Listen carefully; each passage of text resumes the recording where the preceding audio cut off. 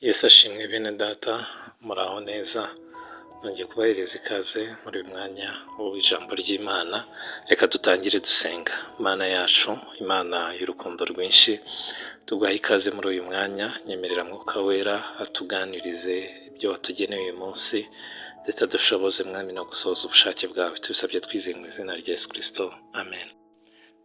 Kuri uyu munsi wa kabiri turi kuganira ijambo ry'Imana ritwibutsa kongera kwitegura kugaruka k'umwami Yesu Kristo.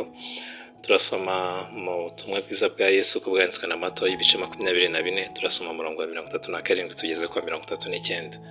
Haranditse ngo uko iminsi ya Nowa yari iri no kuza k'umwana w'umuntu niko kuzaba, kuko nk'uko bari bameze muri iyo minsi yabanjirije umwuzure, bararyaga, baranywaga, bararongoraga, barashyingiraga, ageze umunsi Nowa yinjiriye mu nkuge ntibabimenya, kugeza aho umwuzure wazi ukabatwara bose. Niko no kuza k'umwana w'umuntu kuzaba.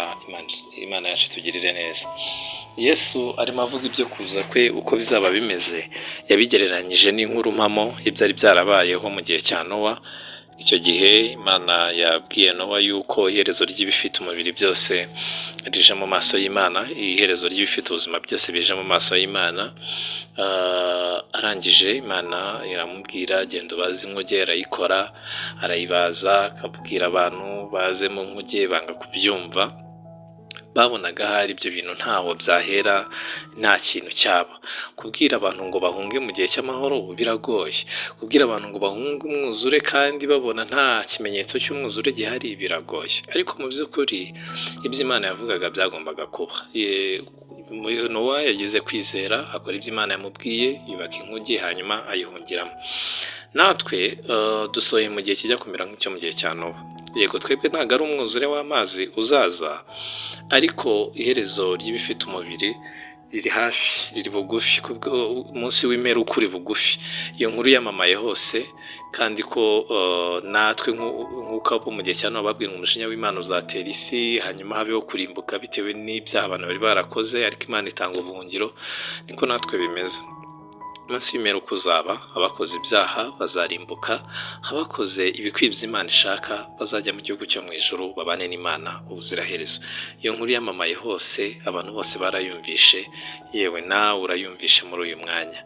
N'abitarageraho iteka ryose hahoraho amaporogaramu y'ivugabutumwa yo kubagezaho ubwo butumwa bwiza. Natwe turabyumvishije. Ikibazo si ukubyumva, ahubwo ikibazo ni ukubyumva umuntu ntakore ibikwiriye. Barabyumvishije rero, barabikerensa, uko babonaga nyine ibintu byose nta cyahindutse, ariko mu gihe batatekerezaga umwuzure uraba, abantu bararimbuka, kubera ko bari barakomeje kwinangira imitima. Imana itugirire neza. Ni twebwe rero muri iki gihe cya none, natwe turimo turabwirwa, dusohoye muri iki gihe gikomeye, turimo turabwirwa yuko umunsi w'imperuka wegereje. Reka dufatanye kwibaza ngo ni igihe ndimo ndakora mu kwitegura uwo munsi w'imperuka. Wisuzumye barabona koko uri ufite imyiteguro myiza. Inkuge Imana yatanze muri iki gihe ntabwo ari buriya bwato Nowa yubatse. Twebwe inkuge dufite ni Kristo Yesu, niwe twisha mu mujinya w'Imana wose. Abantu bari muri Kristo Yesu ntacyo bazatwarwa n'urwo rupfu rwa kabiri, ari rwo uriya munsi wo kurimbuka. Muri we niho tugomba kwihisha uby'uwo munsi. Abari muri we nibo bazacungurwa, nibo bazakizwa uwo mujinya w'Imana. Hanyuma ndagira ngo rero dufatanye twisuzume, kuko urabona uri muri iyo nkuge, urabona uri muri we, ukurikije ibyo ukora urabona uri muri we. Kimwe mu kintu kitwereka ko turi muri we by'ukuri ni uko dukora ibitunganye. Imana itugirire neza. Ijambo ry'Imana riduhamiriza ko ngo muri we nta mwijima na mukeya urimo. Ese koko uri muri ubwo bwihisho? Uri muri iyo nkuge ariyo Yesu Kristo? Ikintu kiri buze kukwereka ko uri muri we ni ukuza gusanga nta mwijima w'ibyaha urimo. Niba ubona ibyo ukora, ibyo uvuga, ibyo utekereza, ibyo ubuzima ubayemo, niba ubona buri mu ibyaha, menya ko utari muri Yesu Kristo.